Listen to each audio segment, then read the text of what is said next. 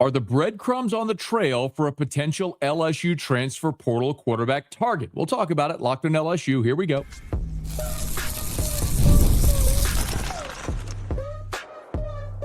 You are Locked On LSU, your daily podcast on the LSU Tigers. Part of the Locked On Podcast Network, your team every day.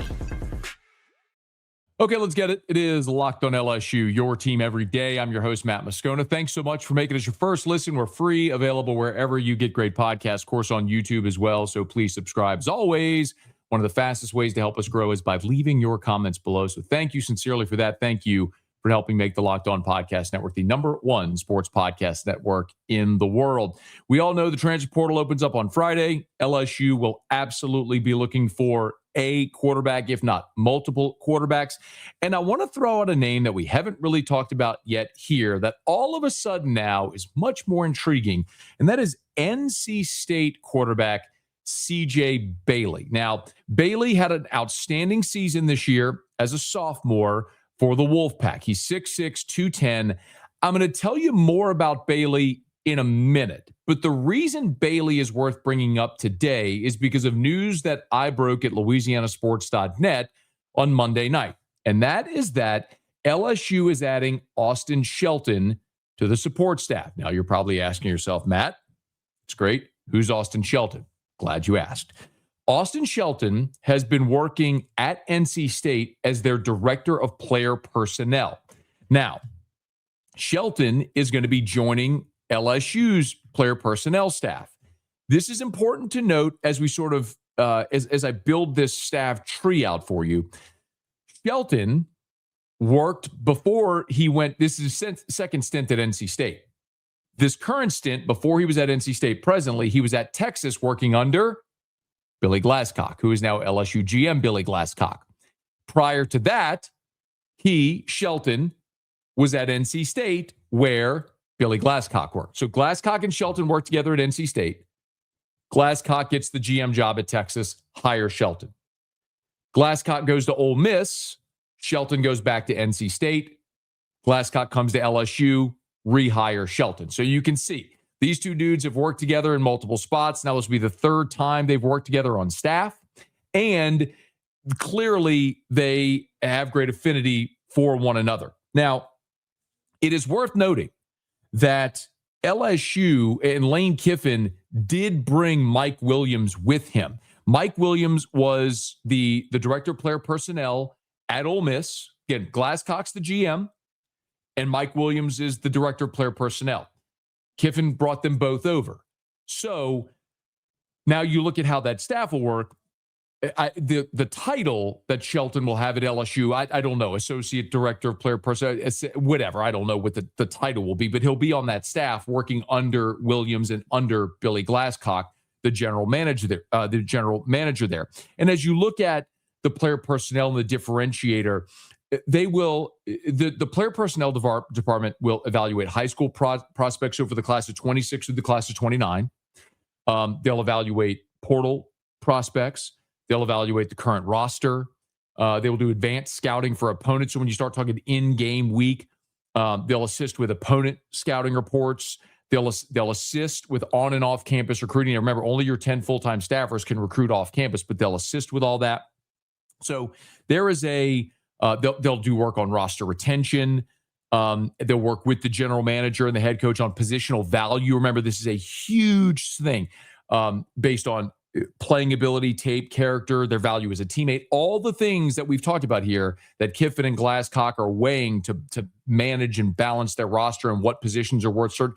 The director of player personnel and the player personnel department all assist within that role. So remember what you have now. You've got Glasscock as the GM. You brought Mike Williams over as the director of player personnel. Now you've hired Austin Shelton on that staff as well. It's worth noting that most recently, LSU had Jeff Martin fill that role. Candidly, I'm very bullish on Jeff Martin. He was at LSU as a student in 2002, worked through every coach from Saban to Miles to Ogeron to Kelly through 2021. And in 2021, he got offered a job at Southern Cal And ultimately, LSU didn't match his salary, so he left LSU, where he'd been for 20 years, to go to Southern Cal. Well, this past year, LSU rehired Jeff Martin under Kelly now as the executive director of player personnel. And remember, they brought Jai Shuderi over. Austin Thomas brought Jai Shuderi over from Ole Miss as the associate director of player personnel, working under Jeff and Austin, right? All in that same field. I hope this isn't confusing you, but remember now, Jai Shuderi has gone back to Ole Miss with Austin Thomas. So that leaves Jeff Martin. And I think the assumption is that Jeff won't be there because they brought Mike Williams and now they've brought in Austin Shelton. I'm not so sure. Ear to ground, even initially when Kiffin first took the job, there was a lot of affinity for the work and the importance of Jeff Martin on staff. And I'm not so sure that this means he's out the door. I think that's one who has a great chance of remaining on staff. And candidly, I sure hope so. You don't hang around a place through 3 and then 4 head coaches if you're not really, really good at what you're doing, right? And Jeff Martin is really good at what he does, evaluating, maintaining relationships, recruiting, all this stuff. So I would love to see a scenario where you have Glasscock as the GM, Mike Williams as your director of player personnel. They've brought in Austin Shelton as director of player personnel, but if they retain Jeff Martin in some role as well, I think you would be really good in that spot as far as your player personnel department. So Austin Shelton coming to Baton Rouge is really significant because now you have this sort of triumvirate with Glasscock, Mike Williams, Austin Shelton, all under Kiffin, but all working in that department that know each other, that get along well, that have worked together. I guess Mike Williams and Shelton haven't worked together, but there's enough collective thoughts and ideas of people who work well enough together to be able to go through this evaluation. I've told you this many times. If you're an everydayer, you've heard me say it. Reframe your thinking. The key is evaluation. I know, like I had somebody text me today as I was going through the math of the roster, right? And you can now have 105 scholarship players. Well, if you look at the players remaining, right after the graduation, guys entering the portal, all the attrition, the young players, the 14 signees haven't come in yet. You're probably sitting there at about 30, 35 players right now. And then on top of that, call it 35, 40 players. On top of that, you sign 14 high school guys. Well, even if you go add 30 in the portal, you're at 75. You're not near 105. You're not even at 85, the old scholarship limit. But again, how you build a roster now is differently. LSU this past season played 35 players all season on offense. They played 45 on defense. That means took a snap. If you took one snap, 35 guys took a snap on offense, 45 took a snap on defense. That's 80 players. That you're not even to 85. So the point is, the way we used to think about rosters, you've got to build on a 3-year cycle to be able to recruit and develop. You don't do that anymore. Like, at least that's not what this staff is going to do. They're going to try to win this year. They're building a roster like a pro team to win this year, using free agency and the tools at their discretion to win right now, and then they'll do it again next year. So we just have to keep reframing what we think about. So you have to have people in those roles that you feel like can because evaluation is the key. If you miss on that big time portal acquisition, and you miss on the big time freshman, think about it like the NFL draft. If you miss on your first round pick, if you miss on the high price free agent, well, now you're in trouble because you've allocated a huge part of your salary cap into this asset that's supposed to make you better.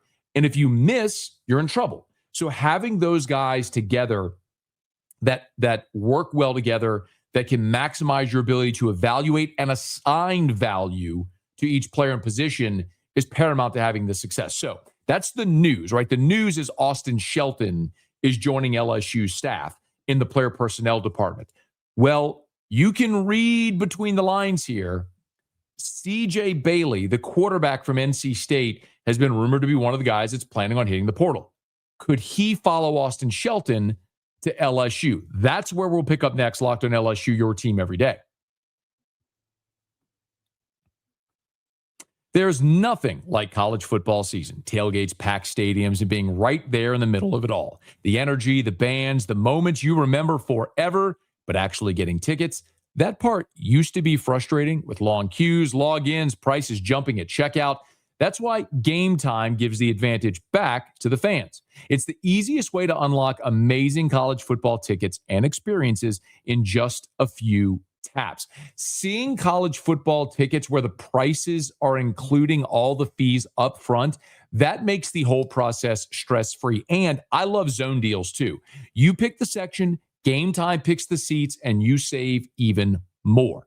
Take the guesswork out of buying college football tickets with Game Time. So download the Game Time app, create an account, use the code LOCKEDONCollege for $20 off your first purchase. Again, that's code LOCKEDONCOLLEGE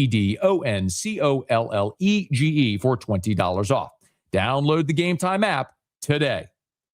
We're also brought to you by FanDuel. NFL Sundays move fast. One big play, suddenly everything feels different. That's what makes live betting with FanDuel so exciting. You're not just watching the game, you're reacting to it in real time.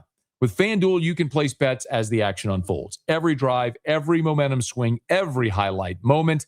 Live betting is best when the game starts to shift, when a receiver gets hot, a defense tightens up, or the momentum flips after a turnover. And FanDuel lets you jump into the moment.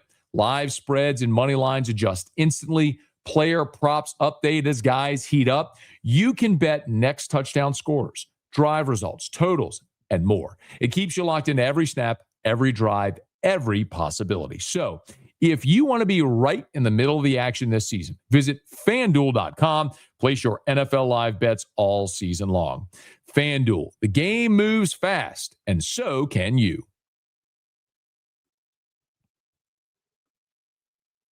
So we know that LSU is going to be targeting at least one, maybe two quarterbacks in the portal. Michael Van Buren, after the bowl game, said he would like to stay at LSU when he spoke to reporters.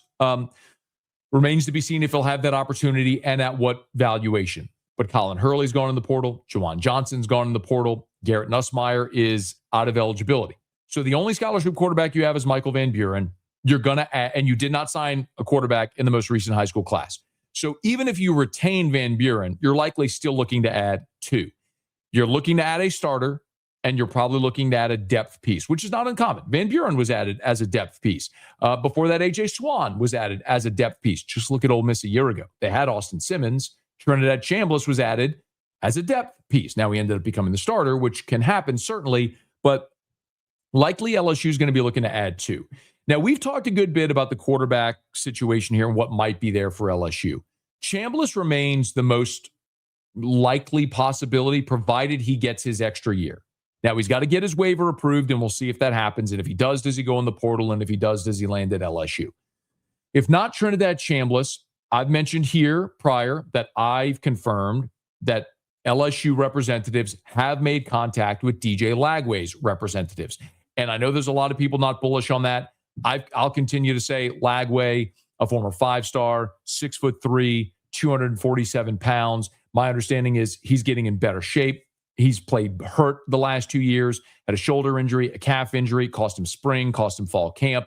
He was in a bad system. You get DJ Lagway healthy and working with Lane Kiffin and Charlie Weiss, I would love to see how that looks. But I'll also maintain that I think LSU needs to be knocking on the door of every single potential transfer portal quarterback. And with the news that Austin Shelton is joining LSU, it is worth talking about CJ Bailey. Now, CJ Bailey was NC State's sophomore quarterback this year. Let me kind of give you a little bit of the bio. He's from Hollywood, Florida, which is the Miami area. I'll come back to that in a second. But he had a monster season, did CJ Bailey. 3,100 yards passing, 25 touchdowns, 9 interceptions, a 79.4 QBR. Now, the rushing stats, and he is 6'6", 210. Think physically when you look at him, think Green from Arkansas. When you're looking at like a literal, legitimate 6'6", thin, but guy with a strider, a really good athlete as well. Bailey, though, didn't really have the rushing stats to follow. 273 rushing attempts for 397. No, forgive me. That was his passing completion. He ran 89 times, for 215 and 6 rushing touchdowns. So he can be used to rush the football. By the way, that is not a sack adjusted number. So he ran for more than that. Remember, sacks reduced from the rushing total, which is stupid. But in any event, I look at CJ Bailey, and this is a guy who fits the mold.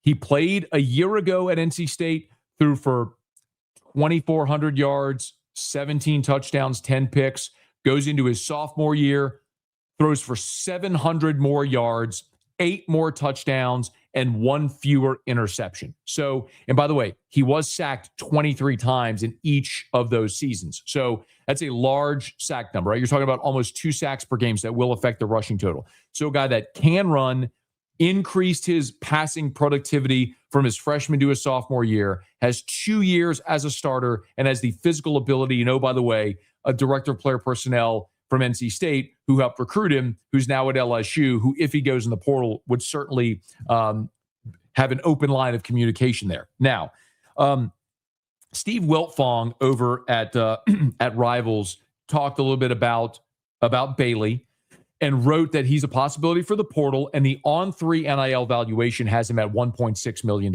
Listen, if you're going to sign a starting quarterback, you got to assume you're at least going to spend that. It might even be more. What is interesting, though, is that I mentioned Bailey is from Hollywood, Florida, which is the Miami area, and we know Miami has been in the market for transfer portal quarterbacks. This year it was Carson Beck. A year ago, it was Cam Ward, who became the number 1 pick in the draft, and they're going to be right back in the portal market again for a starting quarterback. They are one of those programs that is rinsing and repeating with portal quarterbacks. Indiana's doing it. Notre Dame had done it until Carr this year was one of their high school recruits, but they had done it the previous 2 cycles. So it is logical to think that if Bailey goes into the portal, you're going to have competition, and it may very well be that that Miami would be the front runner, but that's another one you got to put on your list because of the connection there with Austin Shelton, now an LSU staff. Listen, the first domino that's got to fall is Trinidad Chambliss. Does he get his waiver? And if he does he stay at Ole Miss, or does he go into the portal? That's the first domino to fall. We won't know anything else subsequent with LSU quarterback until we know what happens with Chambliss, because he's going to be the tip of the spear. If Chambliss gets his waiver, goes in the portal, I think he's LSU's quarterback. If Chambliss gets his waiver, stays at Ole Miss, you're looking for different options. If Chambliss doesn't get his waiver, I think Austin Simmons is Ole Miss's quarterback, and so you're looking for other options. Lagway is certainly on the list. I think you'd have to put CJ Bailey on the list. Deuce Knight is the other interesting one. If you missed this story, Deuce Knight was a 5-star quarterback who signed with Auburn this year and ended up playing in 2 football games. Now, remember, Jackson Arnold was the starter. He lost his job midseason to Ashton Daniels, but Daniels, they wanted to make sure that they preserved, Daniels is a senior, but they wanted to preserve his redshirt year so he could come back for a super senior year, having only played in 4 games. So at the end of the season for Auburn this year, when they played their second to last weekend game against Mercer, they gave Deuce Knight, the 5-star freshman, the opportunity to start so they could preserve Daniels' redshirt year. Well, Deuce Knight went out in that game and was incredible. He was 15 of 20 for 239 passing, 2 touchdowns, no interceptions. He also ran for 9 times for 162 yards and 4 touchdowns. So it was a heck of a game for Deuce Knight. Again, the 2 passing touchdowns, the 4 rushing touchdowns. He had a 75-yard touchdown run. He is a true dual threat, 6'4", 217. He is now declared he's entering the transfer portal as well. So that's another name worth keeping an eye on. All that to say, whether it be Chambliss or CJ Daniels or, CJ Bailey, whether it be Deuce Knight, DJ Lagway, or any of the other quarterbacks that we have talked about. If it's Sorsby from Cincinnati, Brown from Auburn, there are no shortage of elite level quarterback options, and LSU has a ton to sell, from immediate playing time, NIL money readily, and rev share money readily available, playing in the SEC, and oh, by the way, Lane Kiffin and Charlie Weiss, who all they do is develop productive quarterbacks. So the Tigers are going to land somebody really exciting. And with every passing day, we're getting closer to figuring out who that is going to be. Keep an eye on CJ Bailey from NC State.